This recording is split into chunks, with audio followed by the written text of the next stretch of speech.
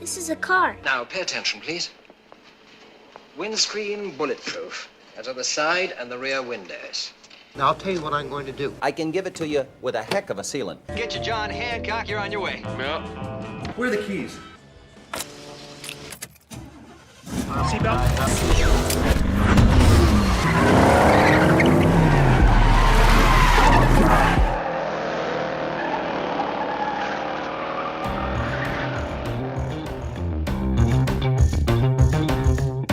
Consider the car. Cruise, commute, sit in traffic, take a road trip, make out in the back seat, break down, get pulled over, push the pedal to the metal, race, chase, and crash.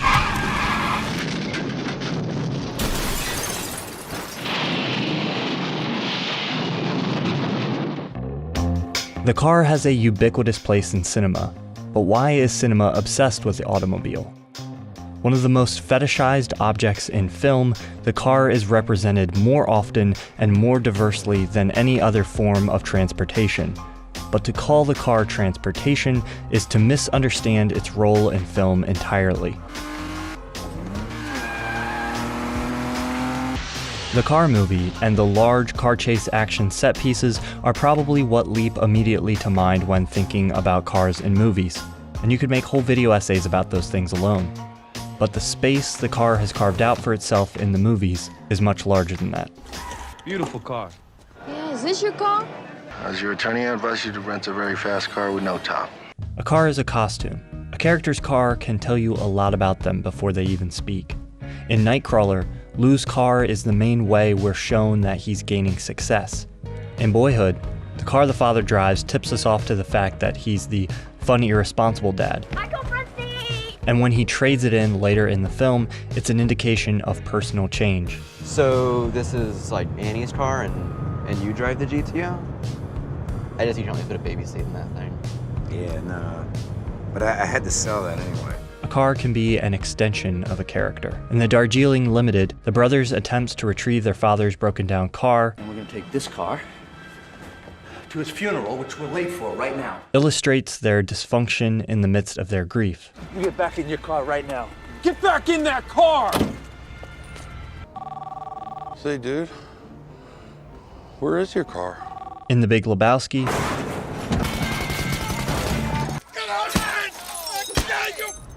the destruction of the dude's car parallels the out-of-control spiral of the story. In Taxi Driver, Travis Bickle's taxi is a high horse for him to sit upon. It is what separates him from what he calls the scum of the streets.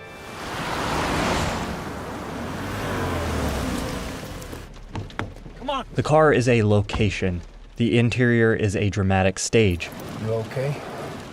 The characters all face the audience, and the scenes that unfold inside a car are as varied as the humans that occupy them. Jimmy, What's up? What's up? did I hit something? Take the job. Just take it. No questions. Take it. Terry, take this job, please. But they was witnesses seen us redeemed. That's not the issue, Delmer. Even if it did put you square with the Lord, the state of Mississippi's a little more hard-nosed. When I go back Baltimore, need no carpet on my floor. Come along and follow me. We'll go down to Galilee. I got bodyguards, I got 2 big cars, that definitely ain't the way. This forced intimacy is instant fodder for what cinema loves to examine. But equally interesting to the prying eyes of the film camera are the inescapable silences.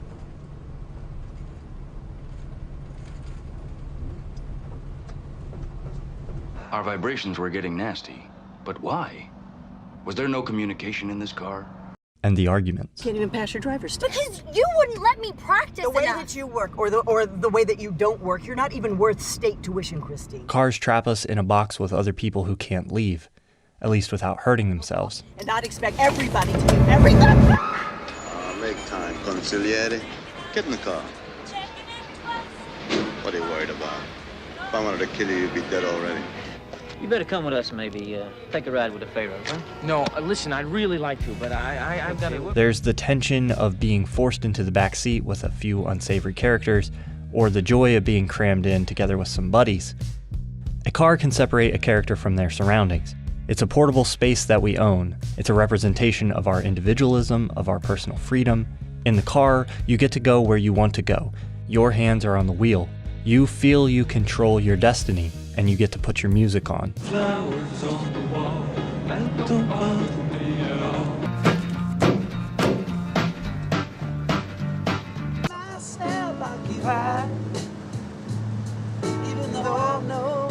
That space provides a perhaps false sense of privacy and shelter from the outside world.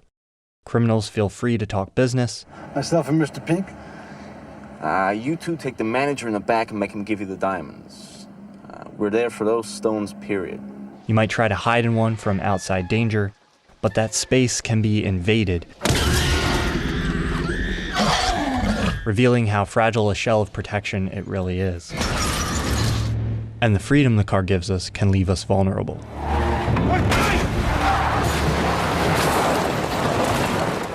The car as a location includes more than just the interior. The archipelago of cars in a parking lot are personal islands for people to gather around for conversation. Leaning at someone's car window puts you on the line between stranger and friend, waiting to be welcomed in, or evaluating whether you'd even want to enter. A character might remove someone from their car as an attempt to remove that person from their life. Get out of my car! Get out! Or drive away to achieve the same effect. Driving is a serious business. The car can symbolize youth grasping for maturity and trying to enter adulthood. In Rushmore, Max's constant invasion of the adults' cars is an image of his attempts to be a part of their world. In Lady Bird, Lady Bird's need for others to drive her around is an image of her dependence and then eventual gaining of independence. What happened? A car accident. Oh, jeez.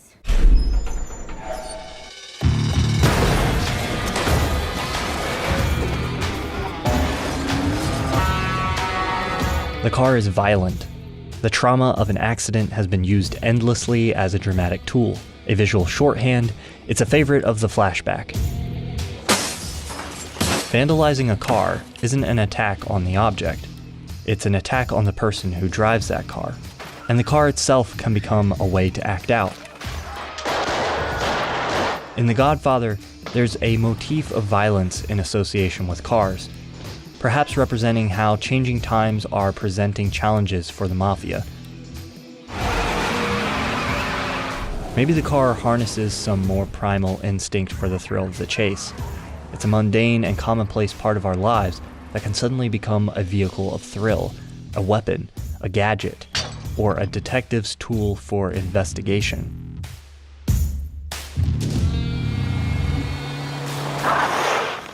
Get in!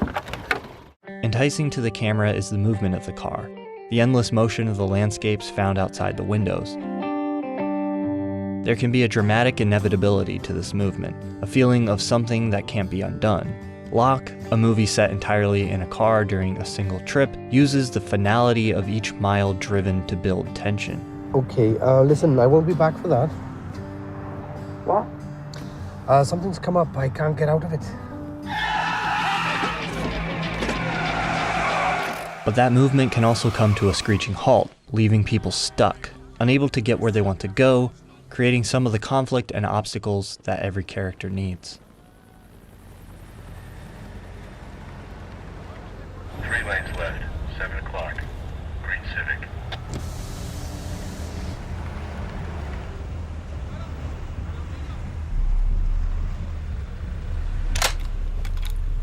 Bring your window down.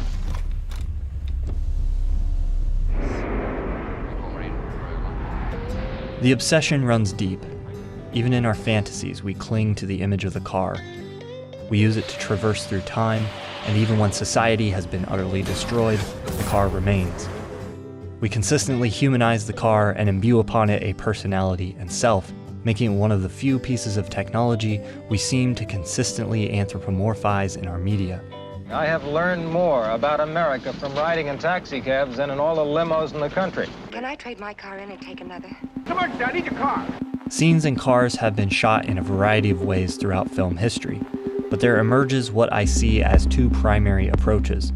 In the first and the most common, the camera assumes an omniscient presence around the vehicle, impossibly floating in and around the car to provide the best compositions.